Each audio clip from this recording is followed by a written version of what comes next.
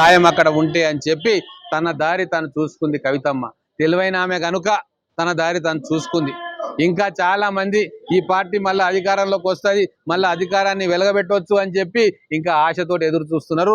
ప్రజలు మాత్రం బీఆర్ఎస్ పార్టీని, బీఆర్ఎస్ విధానాలను, కేసీఆర్ని, కేసీఆర్ అవినీతిని, కేసీఆర్ అరాచకత్వాన్ని, కేసీఆర్ కుటుంబ సభ్యుల ధన దాహాన్ని గుర్తించే వాళ్ళను ప్రతిపక్ష స్థానంలో కూర్చోబెట్టిండ్రు. ఎట్టి పరిస్థితుల్లో బీఆర్ఎస్ పార్టీ మళ్ళీ అధికారంలోకి వచ్చేదే లేదు అని చెప్పి కవిత గారు చెప్తున్న మాటలకు ఖచ్చితంగా వారు అంటున్న మాటలు సత్యం.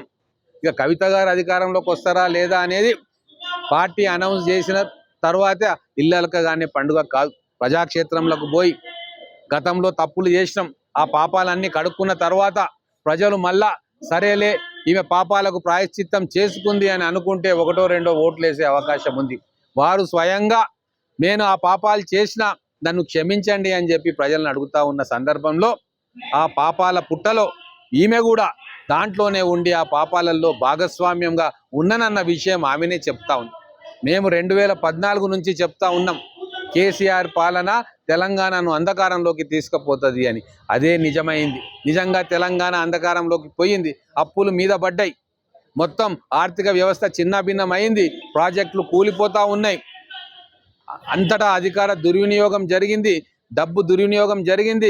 ప్రజల డబ్బును దుర్వినియోగం చేసి వాళ్ళు అంతస్తులు మేడలు కట్టుకున్నారు తప్ప ప్రజలకు ఒరిగిందేమీ లేదు అన్న విషయం ఈరోజు స్వయాన కుటుంబ సభ్యురాలు రక్తం పంచుకొని పుట్టిన బిడ్డనే ఆరోపణలు చేస్తున్నాక ఇంకా ఏ ముఖం పెట్టుకొని వీరు ప్రజల దగ్గరకు పోయి ఓట్లు అడుగుతారు అని చెప్పి నేను అడుగుతా ఉన్నాను.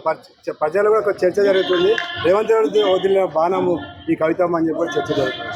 రాజకీయాల్లో ఎవరికి బాణాలు వదలరు, ఎవరి బాణాలు వాళ్ళే తయారు చేసుకుంటారు, ఎవరి బుల్లెట్లు వాళ్ళే తయారు చేసుకుంటారు. ఆమె తన రాజకీయ మనుగడ కోసం ఒక పార్టీ పెట్టుకుంది, స్వాగతిస్తాం. ఒక మహిళ ఒంటరిగా పోరాడతా అని చెప్పి ముందుకు వస్తూ ఉంటే ఆదిలోనే ఆమెను ఎందుకు విమర్శించాలి?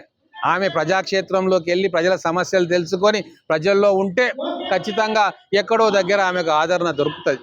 కానీ ఈరోజు స్పష్టంగా నేను ఉంటున్న, నాకు పదవులు ఇచ్చిన, నాకు ఆస్తులు కూడబెట్టిన తెలంగాణలో ఉన్న భారత రాష్ట్ర సమితి అనే పడవ మునగబోతా ఉంది అని చెప్పి తెలుసుకున్న తర్వాతనే ఆమె సొంత పార్టీ పెట్టుకుంటుందన్న విషయాన్ని తెలంగాణ ప్రజలు మరవద్దని చెప్తా ఉన్నారు.